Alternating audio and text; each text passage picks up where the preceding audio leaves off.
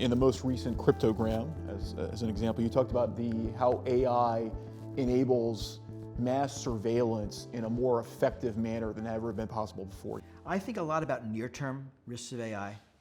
I think about the misogyny, the racism, the hate that comes out of the training data that the AI mirrors. We are not good at all at recognizing that and dealing with it in any way.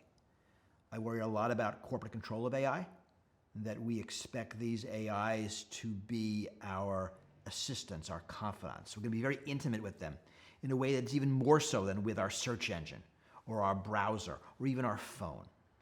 And the fact that they will be double agents, that they will be owned by and run by for-profit corporations. It's doing things for you, but it's really working against you, right? It's really spying on you. That's its goal. So I worry about that. I worry about monopolization, that there's not going to be enough competition in these AI models. I worry that they're all being designed by corporations. I think corporate AI is a certain type of AI, that if we had a public AI designed not under the profit motive, you get a different flavor of AI which will have benefits. And lastly, I worry about the empowerment, that AI will empower people, and that's mostly good, but it empowers bad people as well. And I don't know if we're ready for that kind of empowerment. And I guess if I add one more, AI is going to change a lot of our dynamics of what is a signal. So let me give you sort of one example. If I wanted to sue you, I would hire an attorney and we would file a lawsuit. I'm going to make this up, that's going to cost $50,000 to do that. And when you get receipt of that lawsuit, there's a strong social signal, right? I am so mad at you that I've spent $50,000 just to get this started, right? And I'm going to see this through. What happens if it costs me $5,000, $500 to push a button and AI writes the complaint and files it? That social signal changes. And we're probably getting 10 or 100 times more lawsuits in the world. So that's going to change dramatically the dynamics of this arbitration process, of this adjudication process, in ways we don't understand. And I think there are big risks there. That's very similar to the risk of misinformation, right? AI produced articles, AI produced things.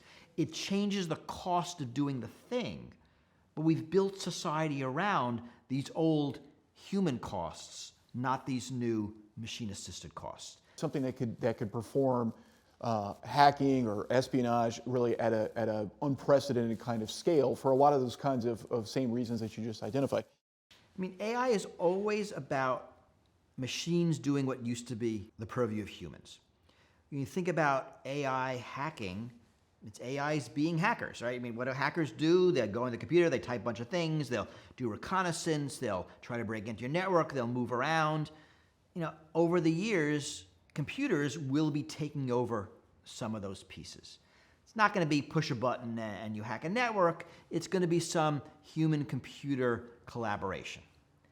But as computers take more of those tasks, less and less skilled humans might be necessary.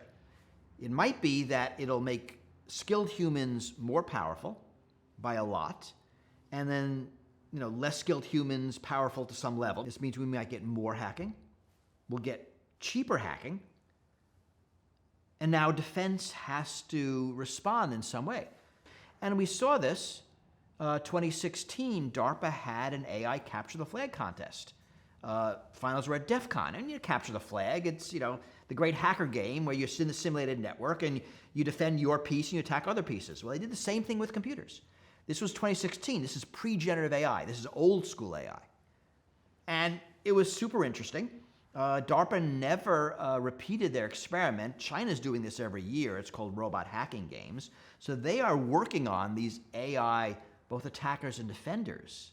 Do you foresee maybe even a future in which the security organization within the enterprise is really people that are more instructing AIs on how to perform that defense and less about doing the analysis and the incident response and patching and so forth themselves? I want to see humans doing the strategic thinking that the machines can't.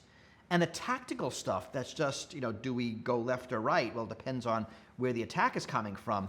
Let the machines do that.